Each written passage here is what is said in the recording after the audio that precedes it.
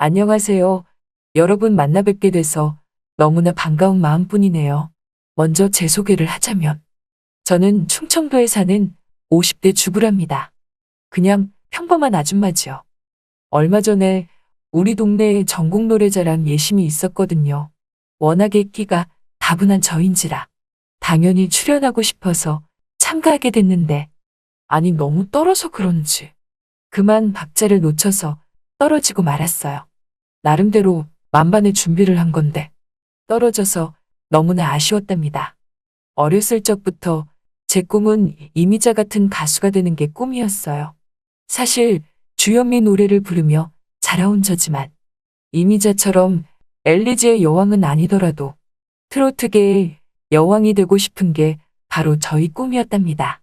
하지만 막상 이른 나이에 결혼하고 애 낳고 시골에서 살다 보니 그 꿈을 잊고 살았지 뭐예요. 그런데 우연히 전국 노래자랑이 우리 동네로 찾아온다는 소리를 듣고 예심에 참가했지만 떨어져서 너무나 속상했답니다. 그렇게 아쉬운 마음에 집으로 돌아가려고 하는데 갑자기 누군가 제게 명함 하나를 주지 않겠어요? 명함을 보니까 무슨 엔터테인먼트 사무실이었고 자기가 뭐 이명웅도 알고 오래전부터 트로트 바닥에 몸담은 사람이라고 소개를 하더라고요. 보니까 나이는 60대 중반쯤으로 보였는데 저보고 한번 서울에 있는 사무실로 찾아오라고 했답니다. 그래서 예심에서 조차 떨어진 나에게 왜 그러냐고 물어보니 비록 긴장해서 떨어지긴 했어도 자긴 척하면 따간다면서 간드러지는 목소리하며 꺾는 게 예술이라고 말하는 거예요. 꼭 제 노래 실력에 대해 완전히 다 아는 눈치였답니다. 그렇게 전명함을 받고 집으로 왔는데 남편이 저보고 한다는 소리가 빨리 소 여물이나 주라고 하지 뭐예요.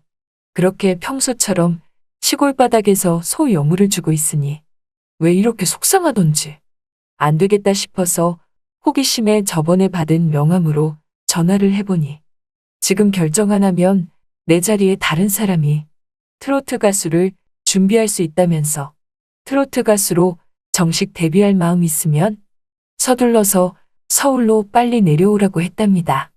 저는 정말 안 되겠다 싶어서 남편한테 서울에 보름만 다녀온다며 집을 나섰어요. 그러자 남편은 왜 안 하던 짓 하냐며 대체 무슨 일 때문에 서울에 가냐고 하지 뭐예요. 그래서 사실대로 트로트 가수 정식 데뷔 문제로 간다고 말하고 싶었지만 그렇게 말하면 남편이 왠지 안 보내줄 것 같았답니다. 그래서 전 남편에게 고모가 너무 아파서 돌봐줄 사람이 없다고 말하며 나라도 당장 가봐야 한다고 말하니 남편이 그렇게 사람이 없냐고 말하는 거예요. 그래서 정말이라며 아무도 없다고 하면서 보름만 다녀온다고 다시 말하니까 남편이 갑자기 짜증을 내며 내가 서울 가버리면 소 여물은 누가 주냐고 말을 하기에 저는 그 소리를 듣고 바로 남편에게 화를 내며 내가 소 여물만 주는 여편네냐며 보름만 당신이 주라고 말을 했답니다. 그랬더니 남편은 아무 말도 못하더라고요. 그렇게 하여 나름대로 치장을 하고 서울로 올라왔어요. 그리고 물어물어 그 엔터테인먼트 사무실에 찾아갔죠. 사무실이라고는 서울 변두리에 있었고 아주 코딱지만한 작은 사무실에 덩그러니 책상 한 개가 놓여 있더라고요. 그리고 사무실 벽면엔 이명웅 사진에 장윤정 사진이 크게 걸려 있었답니다.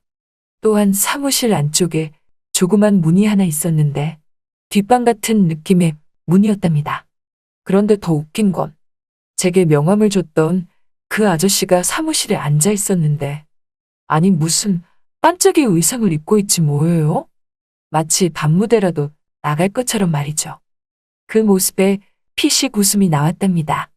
저보고 그 아저씨는 자기를 대표라고 소개했고 본격적으로 트로트 연습에 들어갔어요.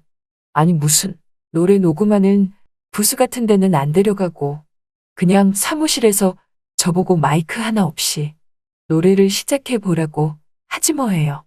그래서 얼떨결에 제가 좋아하는 이미자의 동백아가씨를 불렀는데 저보고 갑자기 너무나 올드하다는 거예요.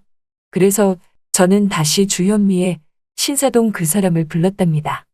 그랬더니 역시나 올드하다면서 요새는 이명웅, 장윤정 같은 트로트 가수가 대세라면서 장윤정의 어머나를 불러보라고 하지 뭐예요. 그래서 한번 불러봤는데 제가 부르는 소리에 박자를 맞추듯 심오한 인상을 써가며 감정 몰입을 하나 싶더니 갑자기 NG라고 소리치면서 그거밖에 못하냐고 말하더라고요. 그러면서 그래가지고는 어림도 없다며 좀 더 간드러지게 불러보라고 했답니다.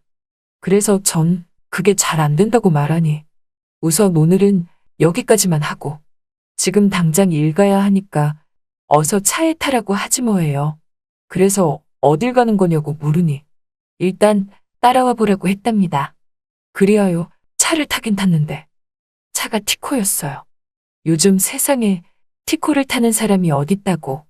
아니 무슨 엔터테인먼트 대표라면서 배는 아니어도 적어도 세단 정도는 돼야지. 티코라니. 너무나 어이가 없었죠. 그렇게 그 대표 아저씨 차를 타고 달려서 경기도에 꽉 어느 변두리에 차를 세웠는데 바깥에는 무슨 카바레라고 써 있더라고요. 그리고는 저를 거기로 데려갔답니다. 안으로 들어가니 저보고 무대 의상을 갈아입는 곳에서 빨리 이 옷으로 갈아입으라며 한눈에 보기에도 너무나도 촌스러운 반짝이 의상을 내미는데 저는 너무나 당황스러워서 이걸 왜 입어야 하냐고 물으니 빨리 입어야 오늘 무대에 설 수 있지 않을 거냐고 말하기에 무대라니 무슨 무대 말하는 거냐고 물으니까 몰라서 묻냐며 오늘은 일단 정식 데뷔를 위한 테스트 무대라며 여기서 테스트 무대를 갖자며 조금 있다가 반주 나오면 장윤정의 어머나를 불러보라고 했답니다. 정식 데뷔 테스트 무대라니. 그 말을 들으니 안 올라갈 수도 없고 일단 무대에 올라갔어요. 무대로 올라가니까 손님으로 온 수많은 아저씨들이 술 마시며 저를 지켜보고 있더라고요. 중간중간 아줌마들도 보였어요. 중년 노년 커플 같았죠.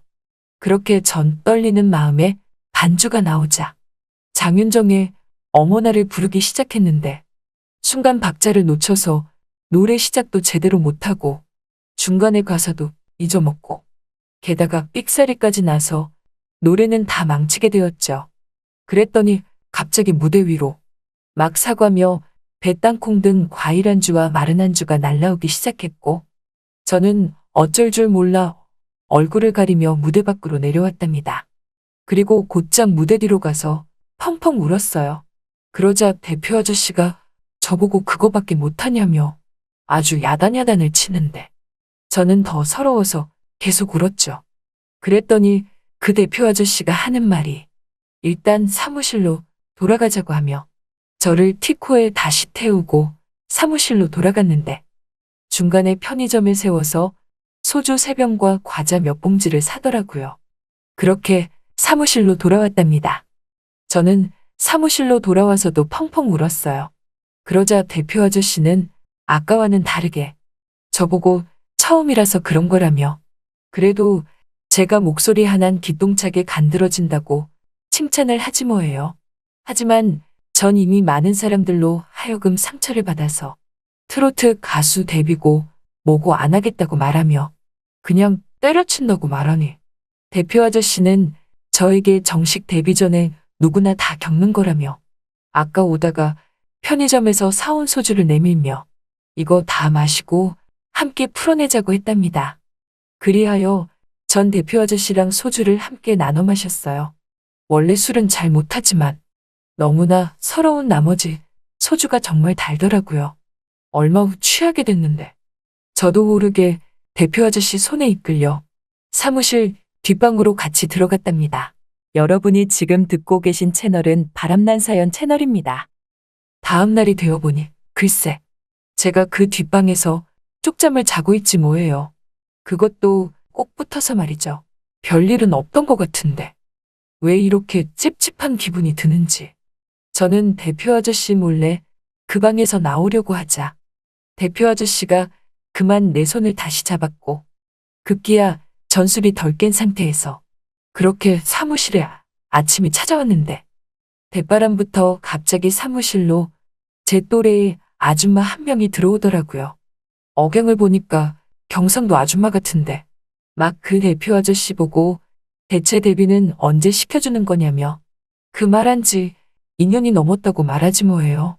그러면서 자기한테 빌려간 돈 5천만 원은 언제 줄 거냐고 말하면서 저를 한번 힐끗 보더니 아줌마도 대비 시켜준다고 해서 왔냐며 자기 꼴 나기 전에 빨리 나가라고 말하는데 순간 어안이 벙벙했답니다. 보니까 제대로 된 대표도 아닌 것 같았어요. 그러자 그 대표 아저씨는 그 경상도 아줌마 보고 당황한 기색을 보이며 왜 또 찾아왔냐면서 다음에 다시 오라고 말하는데 경상도 아줌마는 이에 질세라 그게 대체 몇 번째냐며 꼬간 돈 이자도 안 받을 테니 원금 5천만 원이나 빨리 갚으라고 말을 했답니다. 그 모습을 보니 왠지 모르게 이 대표 아저씨 그제서야 사기꾼 같은 생각이 들더라고요. 그도 그럴 것이 어제 저녁에는 어느 명들이 카바레 같은 곳에 저를 데리고 가서 노래를 시키지 않나. 사무실도 뭔가 허접하지 않나. 대표라는 사람이 차는 고작 티코의 직원도 없고 하나둘 의심이 가기 시작했답니다. 그때였어요. 핸드폰이 울려서 받아보니 남편이었고 남편은 제게 벼락같이 화를 내며 어제 하루 종일 생각해봤는데 당신한테 고모는 없고 이모만 있다고 하지 않았냐며 그런데 무슨 고모 병간호냐면서 어디서 뭐 하는지 모르지만 다 용서해 줄 테니 당장 집으로 돌아와서 소 여물이나 주라고 말하는데 그 말이 왜 이렇게 반갑게 들리던지 저는 뒤도 안 돌아보고 그 사무실에서 뛰쳐나와 우리 집으로 가는 고속버스에 올라탔답니다. 하마터면 큰일 날 뻔한 것 같아요. 사실 가수의 꿈은 접어두지 않았지만 아직은 때가 아닌 것 같다는 느낌이 드네요. 조금만 더 연습해서 나중에 제대로 다시 한번 도전해보고 싶은 마음이 들거든요. 그런데 아직도 저와 대표 아저씨 사이에 무슨 일이 있었던 건지 그 생각만 하면 아직도 찝찝하기만 해서 서울에서 있었던 일들은 남편한테 모두 비밀로 해야 될 것 같답니다. 잘 들으셨나요?